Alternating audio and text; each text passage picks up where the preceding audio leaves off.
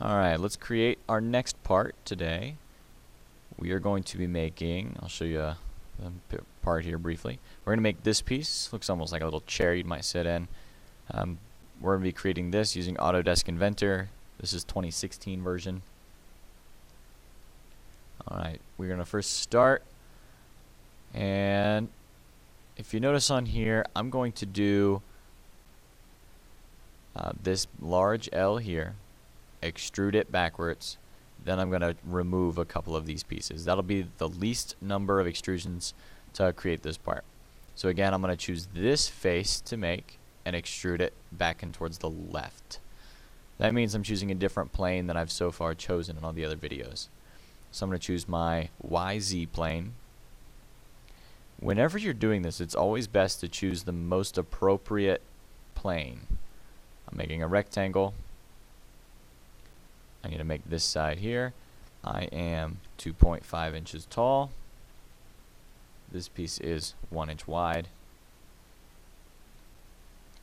So I've made one sketch. I'm going to continue making that because again, I want to make this full L. I've now made this piece. I need to add on to it right here. This total is 3.5, but keep in mind I've already come out to this edge. I've already come out 1, so I only have 2.5 left to go, and I'm still only 1 tall. So I'm still making rectangles. I'm still coming off of this point right here, over here. Notice if I hit tab, it'll go back and forth. I'm starting on my height measurement. That's only going to be a 1.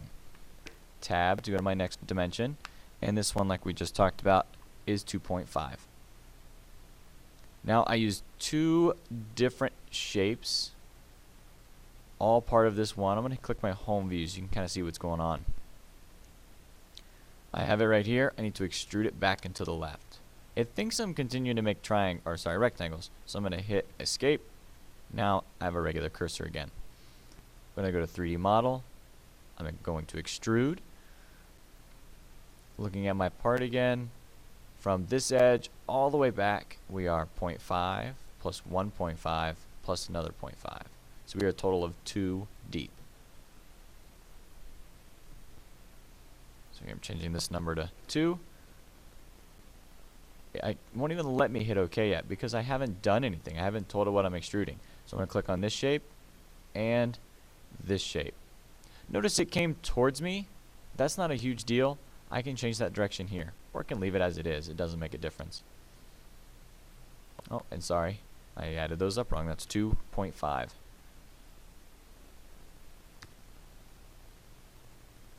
Alright, so we have our overall piece. Now we've got to make some cuts. I'm going to make this top cut, then I'm going to make this bottom cut. They're both going to have to be in different sketches. So I'm going to start a sketch on this face here. Again, I'm going to make a rectangle, making sure that I'm stuck on this top edge. Make sure I actually click on that edge. And I'm going to come down and away. Notice I didn't type in any dimensions there.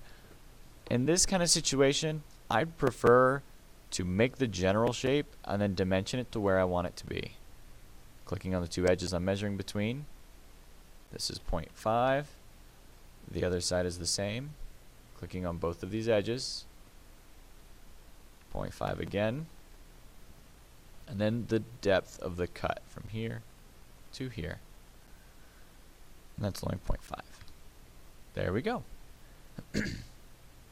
So one of the reasons I can't put a rectangle here, I'm just going to do it real quickly. I can't put a rectangle right here. Notice how the lines don't show up.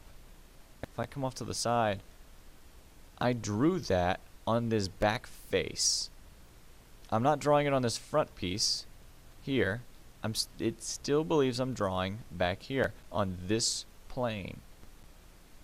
So that's one of the reasons why we have to have 2 separate sketches. There are a lot of times when you're able to make all your sketches here, extrude them all at once.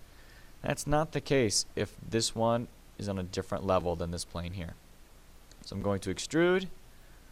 Oh, actually, I should get rid of that sketch down towards the bottom. If I come over to my browser and I hover over Sketch 2, it'll highlight all the stuff in red that I have. Let's double click on that so that I can edit them. And I'm going to delete this bottom one here.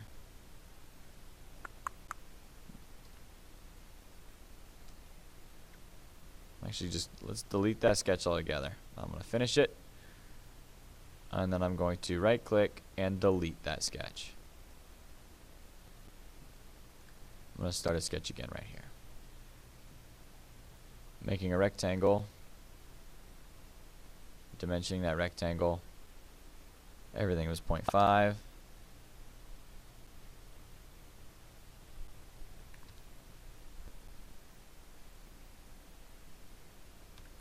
There it is. Oh, look at that. I'm not on the top. I must not have had it right on the top edge. But there's a great way to fix this instead of starting all over. So I'm still dimensioning. These two things here, I'm going to click both of those lines. Oh, didn't get the top one. Come off to the side. Notice I'm 0.047 away. I want that to be 0. Now it's smack dab right on that line. Perfect. And it'll show you over here it's reading 0. E for extrude.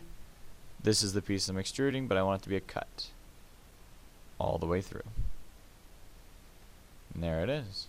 Now I've got to take this cut and put it in the bottom. I can do this several ways. I could put a piece right here and extrude it back, or I could do it on the top and take it down. So let's see, let's do it on the top and cut it down. So I'm going to start a sketch on this face. Notice it squared me up there, and it tries to show shadow here. Rectangle here and back. This time I am going to type in the dimensions. I am 0.5 wide. Type in that dimension, hit enter, or sorry, hit tab. 1.5 here. Now I am hitting enter because I'm done. I'm not completely done with this piece though. I need it to be centered. So I have to measure from here to here, and I have to say this is 1. Then I hit 3D model, extrude. I'm taking this piece and I'm cutting it.